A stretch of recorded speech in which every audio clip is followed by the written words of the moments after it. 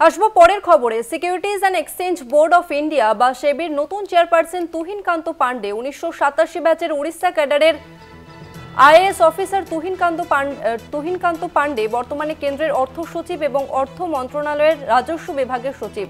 বর্তমানে সেবি চেয়ারপারসন মাধবী পুরী বুচের মেয়াদ শেষ হচ্ছে 1 মার্চ। আর এই নিয়ে আরো বিস্তারিত জানবো, আমাদের সঙ্গে ফোন লাইনে রয়েছেন প্রতিনিধি ওয়াসিম আহমেদ। ওয়াসিম, সেবির নতুন চেয়ারপারসন হচ্ছেন তুহিনকান্ত পান্ডে, কি জানা যাচ্ছে?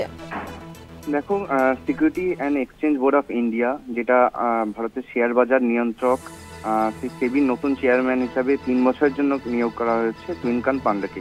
তুহিনকান্ত পান্ডে কি না, তুহিনকান্ত পান্ডে বর্তমানে কেন্দ্রের অর্থ সচিব এবং পাশাপাশি তিনি রাজস্ব বিভাগের সচিব পদেও দায়িত্ব সামলাচ্ছেন।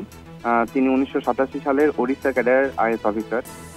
বর্তমান যিনি চেয়ারপারসন আছেন সেবি চেয়ারপারসন মাধবী পুরী বিচ, তাকে নিয়ে কিন্তু আগে বেশ কয়েকবার বিতর্ক সৃষ্টি হয়েছে।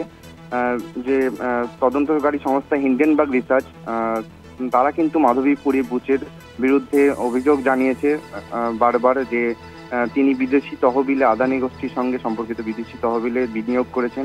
এছাড়াও তার বিরুদ্ধে কিন্তু সেবির আচরণবিধি লঙ্ঘনের অভিযোগও বারবার উঠেছে। তাই কিন্তু এটা মনে করা হচ্ছে যে মাধবী পুরী বিচের মেয়াদ না বাড়িয়ে তাকে সরিয়ে দেওয়া হলো এবং সে জায়গায় স্বচ্ছ ভাবমূর্তির আইএএস অফিসার তুহিনকান্ত পান্ডেকে সে জায়গায় নিয়ে আসা হলো। ধন্যবাদ তোমাকে ওয়াসিম। আমরা কথা বললাম প্রতিনিধি ওয়াসিম আহমেদের সঙ্গে।